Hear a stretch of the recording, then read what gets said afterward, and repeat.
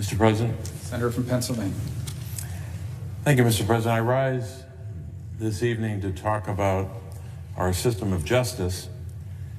If we were to walk out from the Senate, out the front door and across the front of the Capitol directly, we would find ourselves across the street from the United States Supreme Court.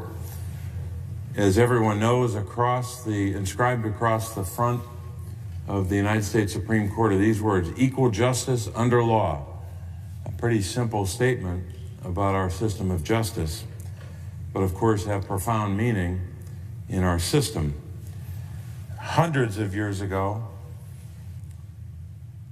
St. Augustine said the following about justice. He said, "Without justice, what are kingdoms but great bands of robbers?" So we've always had this focus on what justice means.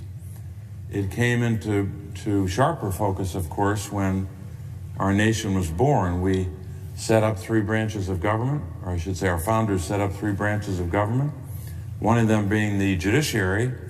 And then, of course, that was followed by, after the Constitution was ratified, the Judiciary Act of 1789. And we've had that system of justice in one form or another all these years. In so many ways, our system of justice sets us apart from the world. Our system of justice, though it is often strained and stretched and sometimes undermined, is still the envy of the world. It does set us apart.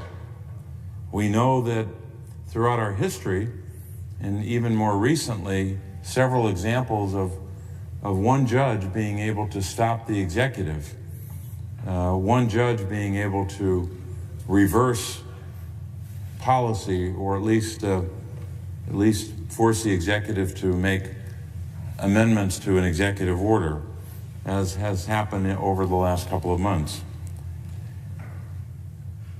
I think we always have to ask ourselves whether or not our system of justice is getting it right, whether or not the balance is there.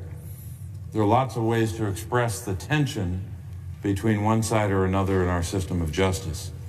One way to express it, not the only way, but one way, when you consider the awesome corporate power in a nation like ours, is, will we have a system that allows everyone to get a fair shot at justice, to literally fulfill the obligation or the goal, really, of equal justice under law? Or will we have a system of justice that rewards or supports or seems to find in favor of corporate interests? Or having a court, whether it's the Supreme Court or a federal court of one kind or another, to be beholden to corporate interests. So one way to suggest the tension and sometimes the conflict is fair shot for everyone versus a corporate tilt or a corporate court or corporate justice system. I have to say that when you look at some of the evidence most recently, the Supreme Court under Chief Justice Roberts has become an ever more reliable ally to both big corporations and those with great power, those with great wealth. A major study published by the Minnesota Law Review in 2013 found that the 4 conservative justices currently sitting on the court, Justices Alito, Roberts, Thomas, and Kennedy, are among the 6 most business-friendly Supreme Court justices since 1946. So found a major study in the Minnesota Law Review just 4 years ago. So 4 justices on the court now who were found among the 6th most business-friendly. That's one indicator. Another review by the Constitutional Accountability Center, which of course is ongoing as decisions are handed down, that shows that the consequences of the court's corporate tilt finding that the Chamber of Commerce has had a success rate of 70%, 7-0. A success rate of 70% in cases before the Roberts Court, a significant increase over previous courts. So 2 major indicators of the corporate tilt of this Supreme Court. Now, these cases are important to every American. Cases involving, for example, rules for consumer contracts, challenges to regulations ensuring fair pay and labor standards, attempts by consumers to hold companies accountable for product safety, and much, much more. And because the Supreme Court's decision set precedent followed by every federal district court across the nation, hundreds of district courts, these rulings have an impact beyond just the particular case and the particular parties or the litigants in that case in that district or in that Supreme Court case. But the tilt towards corporate interests at the expense of everyday Americans is not confined to the Supreme Court. I've had serious concerns about many of the judicial nominees put forward by the Trump administration, particularly those nominated to sit on the circuit courts, the highest appellate court in the land other than the Supreme Court.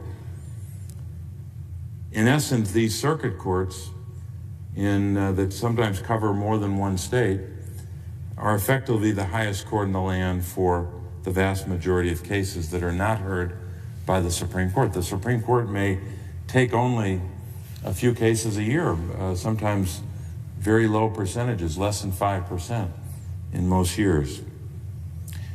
The president has plucked many of these nominees for these circuit courts from a list compiled by the Federalist Society and the Heritage Foundation, 2 substantial conservative organizations. I don't want the Supreme Court chosen by the Federalist Society and the Heritage Foundation. I certainly don't want circuit court judges chosen, hand-picked, designated ahead of time, that only you can select from this list, because that's apparently what happened in the midst of the campaign. They gave the Republican nominee a list and said, that is your list. You choose from them only. It wasn't a suggested list. It was a directive. I think I'm joined by a lot of people across the country in my concern when groups like that have veto power over who sits on the Supreme Court or over veto power over those who sit on federal courts. Like several of the conservative justices on the Supreme Court, many of those on this list from the Federalist Society and the Heritage Foundation, many of these nominees have a corporate philosophy, a philosophy that ignores the realities faced by many Americans, the realities faced by many workers across our country. The records of these nominees indicate that this problem will only be exacerbated and workers and their families will continue to have the deck stacked against them. In the real world, not the world of briefs and the world of Supreme Court jurisprudence and the world of arguments in front of the Supreme Court, but the real world, the decks will be stacked against them in the real world of making ends meet in a family, the struggles that people have every day, and the real world of working every day, long hours, and sometimes in not the best working conditions, and up against very powerful forces. The fundamental promise of our court system is this principle of justice I talked about earlier. The principle that everyone should have a fair shot at justice all the time, in every case, without exception, in every court, in every year, in every era. That's what equal justice under the law means. And when that doesn't happen, when someone is denied equal justice under law, even one time, of course, our system hasn't worked well. But when you see the numbers that I cited earlier, that the Chamber of Commerce has a success rate of 70%, I'm not sure we can say that equal justice under law, that principle has been adhered to. When that happens, of course, was St. Augustine reminded us of hundreds of years ago, that without justice, what are kingdoms but great bands of robbers? People are robbed of justice in maybe one case. But unfortunately, we know from the record it's a lot more than one case. But one is too many if you believe in equal justice under law. So I have serious concerns that that promise, the ultimate promise of justice, which was enshrined in our Constitution by our founders, brought forward by the Judiciary Act of 1789 and continued to this present day, that basic promise of equal justice under law could be in jeopardy. Some would say it is in jeopardy already, as this administration puts its stamp on the judiciary.